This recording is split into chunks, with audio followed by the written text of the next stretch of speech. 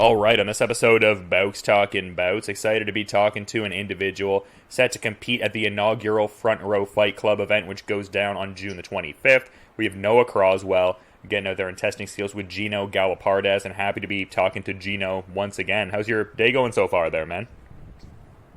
Not too bad. Everything's going good. Yeah, just a casual day and everything like that leading into this one. When did this one kind of pop up on your radar? It seemed like the last time we were talking, you were wanting to kind of actively compete more, build on the momentum you established there. When did this bout offer kind of initially come your way? I believe it came a few weeks after.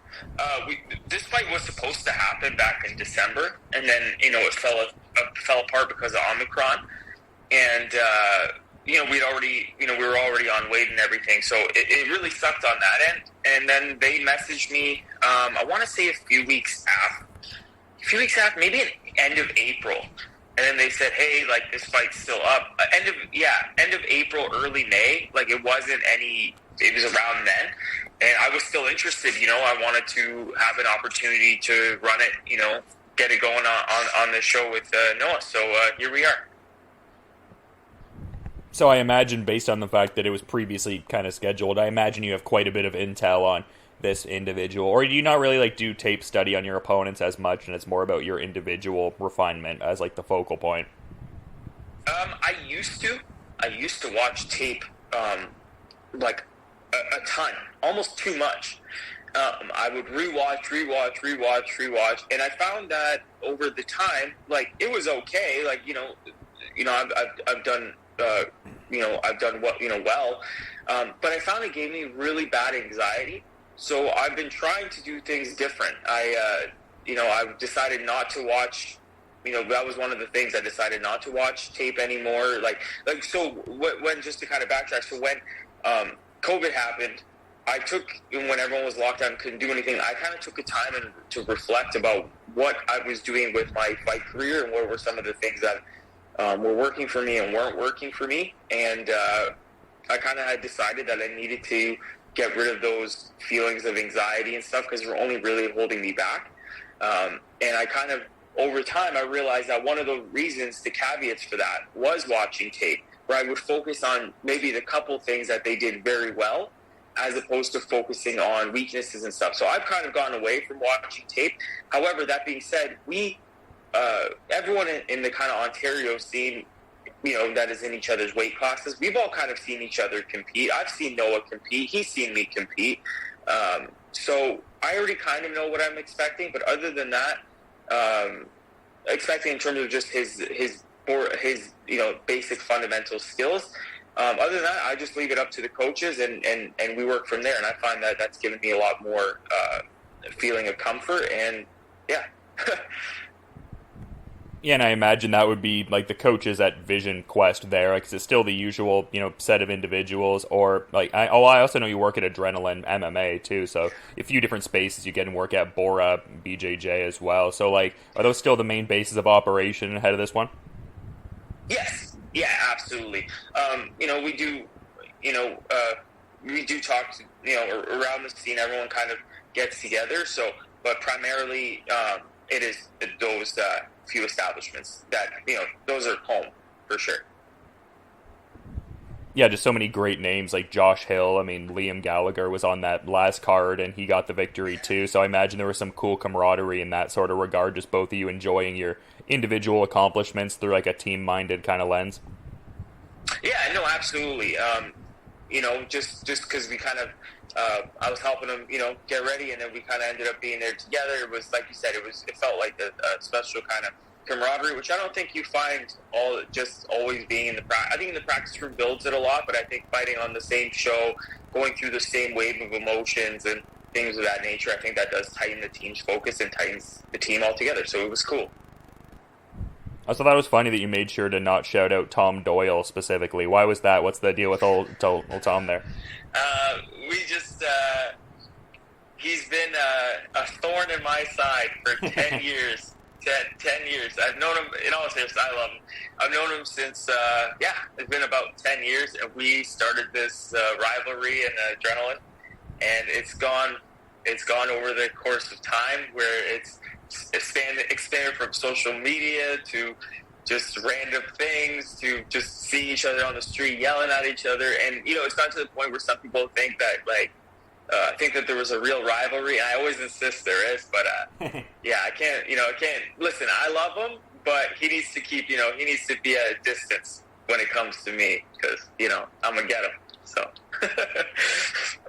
So is he the babyface in this situation? I know you're the heel as like your general nickname. Is he the heel in the context of that dynamic though, or what would you say about that? When it comes to Tom Doyle, I wouldn't say he's a heel. I would just say he's just an evil individual. I would say he's probably the worst individual I've ever met in my life. Probably, honestly, this is going to be horrible for me to say. Probably one of the worst people to ever exist. And I will put it right there. I don't like that guy. He's lucky I don't call him out again and go after him next. I've been calling that guy out for years. I haven't heard anything. Yeah, you gotta love it. It's a fun time for sure. And I don't necessarily know the answer to this, but just thought to bring it up just because of the context of your last fight. I thought it was interesting that like when you fought Nate Ledger, you'd competed against him previously in jiu-jitsu. So there was albeit a different sport, like a certain level of familiarity with his body type and stuff like that. Is there any kind of dynamic like that with Noah Crosswell where you've competed against him in like a different martial arts discipline, or is this going to be the first go around with that? With Noah, it is. This will be the first go. He did fight against my adrenaline teammate Maddie, and they fought 3 times. So for sure, I had seen those. I was there. I competed on the same show. Actually, I think they fought each other twice when I was on the show, when I was competing on the show as well. And so I understand that because I know how good Maddie is. Like, I truly believe Maddie's one of, if not the best guy coming out of adrenaline right now that's up and coming. I truly believe that. Like, he is fantastically skilled. So, that being said, Maddie's a valuable training partner, and I see, I saw what worked, what didn't work,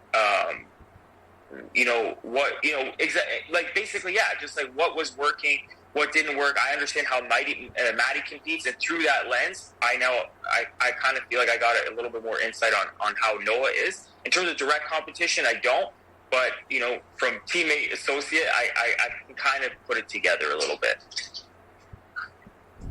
Yeah, and the last card being like in a hotbed for MMA in terms of like it being London, Ontario, and everything that kind of underpins all of that. Like, this is sort of a unique location, being that it's like Niagara Falls area and stuff like that. Like, what are your thoughts on that, just getting to compete in Niagara Falls, Ontario? Because there's a certain like boxing history that's entrenched in that area for sure, but I mean, keeping building on the MMA a little bit more, but just a general great area in a lot of regards, great kind of tourist area and stuff like that. Like, what are your thoughts on competing there?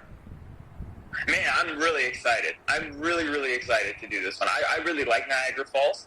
I have a lot of memories of Clifton Hill and all that being there. So, and honestly, just because we were supposed to do it last time, like that was honestly part of I was really bummed out.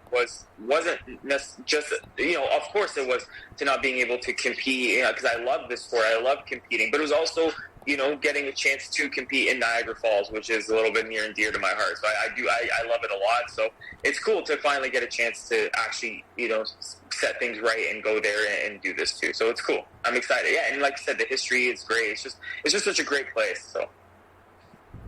Yeah, there's like a cool like Lineal sort of dynamic here too, because you mentioned the cancellation the first time out and everything like that, just with like Omicron coming and stuff like that. And like, I couldn't even imagine like what it would feel like for you guys. I felt so bad just seeing like that cancellation in such close proximity to the card actually going off. But I think it's cool that it's still the same Lineal promotion, like different name to it and everything like that, but still same group of guys and everything, and just kind of maintaining this matchup here. So I think that's all cool. Yeah, and I agree with that 100%. It was cool that, they told us that, hey, if this was a matchup that you guys were still interested in, we would work to put it back on, and they were, they held their word, and I appreciate that from them, and I'm sure Noah appreciates that as well. And it's cool that they brought us back for this show. I think it'll be a lot of fun. And something I was curious to touch on, I mean, Google can be kind of funny, so maybe this is a different Gino Ghalehpardaz, but it seems like it's you, some freelance work, and everything like that, like working with like MMA gyms and stuff like that. It seems like graphic design and stuff like that is kind of the lane there. Is that like something you get up to a fair bit for like freelance work there? Can you kind of talk about that end of things? Yeah, I do freelance work. I don't do it as much recently. Actually, I just did a logo project for a client, just because I work for a couple companies. And so my time between that and training has completely, taken up most of my time. But I do try and sneak out and do a little bit of sneak around and find some time, through the weekends and stuff to get some freelance work done. Like I said, I just did one recently, but just haven't been doing them recently. I love the benefit I have is I love my job outside of fighting. So I find that it hasn't been detrimental to me at all. It actually brings me quite a lot of enjoyment, and I get to do some stuff, for I was an intern for BTC. I also I do the social stuff and all the graphic stuff for Adrenaline as well. So having the chance to do that on top of obviously my other occupations that I work more full time, it's a lot of fun for me. I enjoy it a lot. I'm lucky to say that I like my job, whether it's in the cage or out of the cage. Yeah, it seems like a great place to be. It seems like there's a lot of fulfillment, all the boxes getting checked off from what you're saying. Yeah, oh, absolutely. Totally, 100%. Yeah, that's awesome to hear, man. Super important for sure, and very cool that I got to talk to you a little bit before this fight here. When I saw the bout announcement got made, I was like, I got to float Gino a little bit of a DM here and kind of get something rolling. But I do want to be mindful of your schedule and everything leading into this fight here, man. So is there anything you maybe want to add as a parting thought as we're kind of wrapping up here, man? Just wanted to thank Team Adrenaline MMA, Vision Quest, and Bora, amongst others. Thanks to my sponsors right now. Dr. King Faisal, he's the man, the legend. I appreciate him so much. And EXO Cookie Co., best sugar cookies you'll find this side of Hamilton, Mississauga, London, and beyond. So EXO Cookie Co., make sure to check out custom cookies. Incredible. Honestly, too nice to eat. So, but other than that, I just appreciate all my training partners. And June 25th, we're going to get it. So